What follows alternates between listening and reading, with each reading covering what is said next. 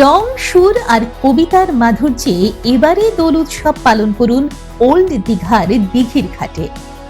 পূর্ব Medinipur press ক্লাবের উদ্যোগে আগামী ৩রা মার্চ ২০২৫ মঙ্গলবার ওল্ড দীঘাতে আয়োজন করা হয়েছে সৈকতে দোল উৎসব।